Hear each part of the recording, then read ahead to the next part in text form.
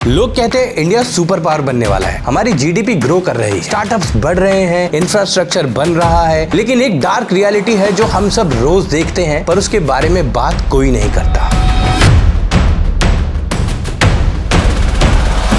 अगर मैं आपसे कहूं कि इंडिया के आगे बढ़ने में सबसे बड़ी रुकावट करप्शन नहीं, बैड रोड्स नहीं, बल्कि हमारा खुद का सिस्टम है। एक ऐसा सिस्टम जो हमारी आधी आबादी 400 मिलियन वर्किंग एज वुमेन को इकोनॉमी में आने ही नहीं देता।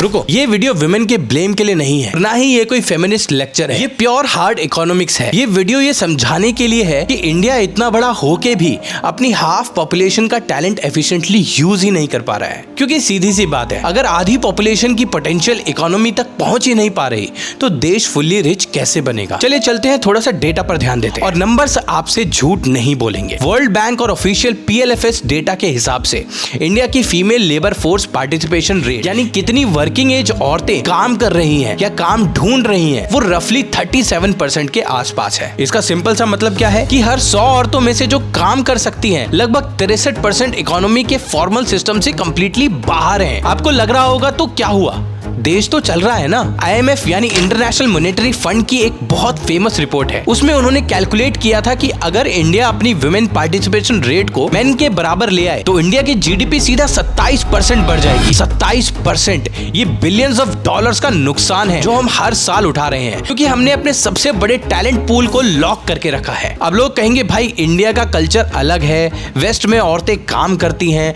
क्योंकि वहाँ फैमिली वैल्यूज नहीं है। गलत, ये कल्चर का नहीं बल्कि स्ट्रक्चर का फॉल्ट है। अगर आप नॉर्डिक कंट्रीज या USA देखें, वहाँ पार्टिसिपेशन बहुत हाई है क्योंकि उनके पास चाइल्ड केयर इंफ्रास्ट्रक्चर है, वहाँ डे केयर्स एक्सेसिबल है, वहाँ पैटर्निटी लीव्स मिलती है ताकि बाप भी बच्चे को संभाल सके। लेकिन चलो वेस्ट को छोड़ते हैं, अपने पड़ोस में देखते हैं। बांग्लादेश एक वक्त पर इकोनॉमी में हमसे बहुत पीछे था, पर आज उनकी फीमेल लेबर पार्टिसिपेशन रेट लगभग 42% से ऊपर जा चुकी है। वियतनाम में ये 70% के पास है। क्या वियतनाम और बांग्लादेश की औरतें इंडियन औरतों से ज्यादा स्मार्ट है? नहीं, फर्क सिर्फ इतना है कि उन देशों ने ऐसे सिस्टम्स बनाए, ऐसी लाइट मैन्युफैक्चरिंग फैक्ट्रीज जैसे गारमेंट्स और इलेक्ट्रॉनिक्स लगाई और सेफ ट्रांसपोर्ट दिया, जिससे उनकी औरतें घर से बाहर निकलकर फॉर्मल इकोनॉमी का हिस्सा बन पाई। उन्होंने विमेन पार्टिसिपेशन को चैरिटी नहीं, नेशनल ग्रोथ स्ट्रेटेजी समझा। हम इस भ्रम में न रहे कि हम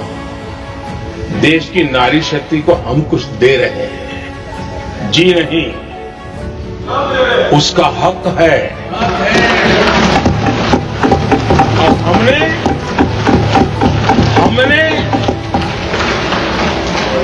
कई दशकों से उसको रोका हुआ है।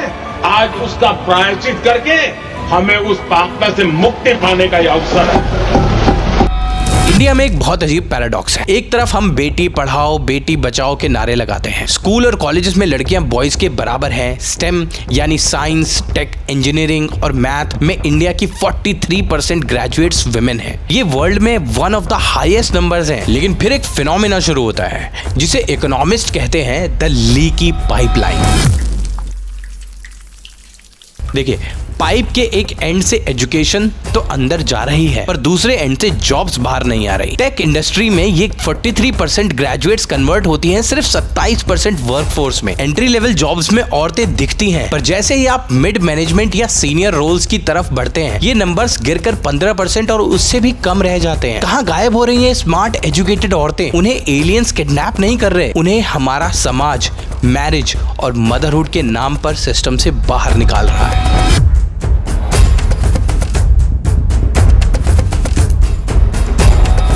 मैकेंजी का डेटा दिखाता है कि लगभग 50% औरतें मैरिज या मैटरनिटी के बाद फॉर्मल वर्कफोर्स छोड़ देती हैं। ये सिर्फ एक जेंडर इशू नहीं है, ये एक नेशनल ट्रेजेडी है। हम बिलियंस ऑफ रुपीस खर्च करके उन्हें इंजीनियर और डॉक्टर बनाते हैं, और जब उनके रिटर्न्स इकोनॉमी को मिलने का टाइम आता है, हम उनसे कहते हैं अब आप घर संभालिए। अब कुछ लोग कमेंट सेक्शन में लिखेंगे भाई औरतें ऑलरेडी बहुत काम करती हैं घर पर। आप बिल्कुल सही कह रहे हैं। इनफैक्ट रियलिटी और भी ज्यादा शॉकिंग है, जिसे हम प्यार प्यार, फर्ज या ड्यूटी बोलते हैं। इकोनॉमिक्स उसको अनपेड केयर वर्क बोलता है। मॉस्पेल की टाइम यूज सर्वे के हिसाब से एक एवरेज इंडियन औरत दिन के लगभग 7.2 घंटे अनपेड डोमेस्टिक काम यानी खाना बनाना, बच्चों को संभालना या सफाई वगैरह में बिताती। वहीं एक एवरेज इंडियन आदमी सिर्फ 2.8 आवर्स। सोचिए अगर एक इंसान दिन के 7 घंटे एक अनपेड काम में फंसा रहेगा तो वो 9 घंटे की कॉर्पोरेट शिफ्ट या फैक्ट्री जॉब कैसे करेगा? ये एक टाइम पॉवर्टी का इशू है।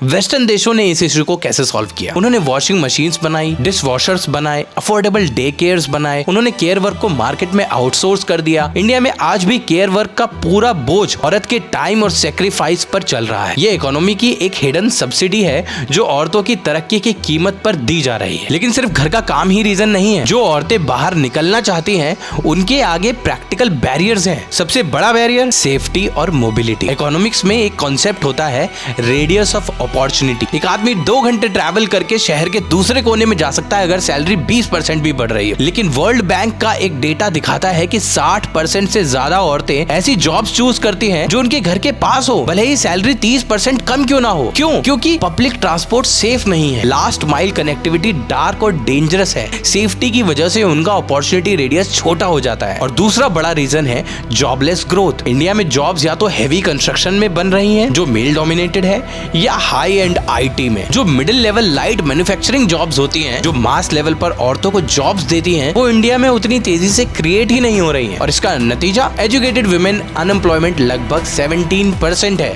यानी पढ़ी लिखी औरतें काम चाहती हैं पर उनके लायक सेफ और फ्लेक्सिबल जॉब्स मार्केट में है ही नहीं।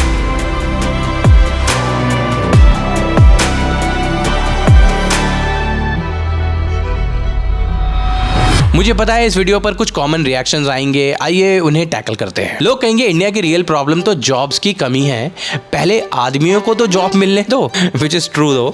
लेकिन ये लॉजिक मैथमेटिकली फ्लॉड है। Economics is not a zero sum game. जब औरतें काम करती हैं और उनके हाथ में पैसा आता है तो वो उसे बच्चों की एजुकेशन, हेल्थ और गुड्स पर खर्च करती है। ये एक्स्ट्रा कंजम्पशन मार्केट में नई डिमांड क्रिएट करता है और नई डिमांड से नई जॉब्स बनती हैं। Women in workforce don't steel jobs, they help create them. दूसरा आर्ग्यूमेंट, गांव में तो औरतें ऑलरेडी खेती यानी फार्मिंग में काम करती हैं। सही बात है, 60% से ज्यादा वर्किंग औरतें एग्रीकल्चर में हैं, पर वहां प्रोडक्टिविटी और इनकम दोनों लोएस्ट है। वो वहां मजबूरी में है, अपॉर्चुनिटी से नहीं। हमारा गोल उन्हें खेत से निकालकर हाई पेइंग फॉर्मल इकोनॉमी में लाना होना चाहिए। मैं ये नहीं कह रहा कि फार्मिंग सभी को छोड़ देनी चाहिए। आई एम जस्ट सेइंग कि जो औरतें डिजायर करती हैं, जिनमें पोटेंशियल है शहर में आके एक बड़ी जॉब करने का, उन्हें एटलीस्ट मौका मिलना चाहिए। तीसरा, बहुत सी औरतें करियर नहीं चाहती, वो हाउसवाइफ बनकर खुश है। चॉइस सबकी अपनी है। अगर कोई जेन्युइनली घर संभालना चाहता है दैट्स ब्यूटीफुल, पर डेटा कहता है कि मिलियंस ऐसी हैं जो काम करना चाहती हैं पर सिस्टम, फैमिली प्रेशर और डे केयर्स की कमी उन्हें अलाउ नहीं करती। ये चॉइस का मुद्दा तब बनेगा जब ग्राउंड रियलिटी दोनों के लिए फेयर होगी। दोस्तों, इंडिया इस वक्त एक क्रिटिकल फेज में है। हमारे पास इंडिया का सबसे बड़ा यूथ डेमोग्राफिक डिविडेंड है, पर डिविडेंड तभी पे आउट करता है जब लोग एक्चुअली इकोनॉमी में कंट्रीब्यूट करते हैं। एक सिंगल इनकम फैमिली इन्फ्लेशन और महंगाई से हमेशा डरती रहेगी, लेकिन एक dual income family financially strong होती है, रिस्क लेती है, बिजनेसेस स्टार्ट करती है। जो बात एक फैमिली के लिए सच है वही एक देश के लिए भी सच है। इंडिया तब तक $10 ट्रिलियन या $30 ट्रिलियन की प्रॉस्पेरस इकोनॉमी नहीं बन सकता जब तक हमारी आधी टीम ग्राउंड से बाहर बैठी है। Unlocking women's participation is not NGO work, it is pure hard economic common sense. जिस देश ने अपनी विमेन को फुल इकोनॉमिक फोर्स बना दिया, उस देश की ग्रोथ सिर्फ तेज नहीं होती, उसका फ्यूचर ही बदल जाता है। और इंडिया के पास अभी भी वही चांस है। पाइप अभी भी लीक हो रहा है पर हम इसे ठीक कर सकते हैं। सिस्टम को सिक्योर बनाइए, केयर वर्क को डिस्ट्रीब्यूट कीजिए और देखिए इंडिया कैसे अगले 10 साल में दुनिया को डोमिनेट करता है। अगर आपको ये वीडियो पसंद आई हो तो इस चैनल को सब्सक्राइब करना ना भूलें और ये वीडियो उन लोगों के साथ शेयर कीजिए जिन्हें लगता है कि मार्केट सिर्फ ट्रेडिंग या रियल एस्टेट से चलती है। नहीं दोस्त, मार्केट सिर्फ स्टॉक मार्केट या रियल एस्टेट से नहीं, हमारे घरों में बैठी रिस्पेक्टेड, आंखों में सपना लिए औरतों से भी चलती है, जो कुछ बड़ा करना चाहती हैं और इस देश में कंट्रीब्यूट करना चाहती हैं। आई होप हमारा देश उनको भी कुछ करने का मौका देगा। ऐसे ही और वीडियोस देखने के लिए मेरे चैनल स्टोरी डेस्क इंडिया को सब्सक्राइब करें, इस वीडियो को ज्यादा से ज्यादा शेयर करें और अपने व्यूज नीचे कमेंट करें। मिलता हूँ आपसे अगली वीडियो में, तब तक के लिए टेक केयर।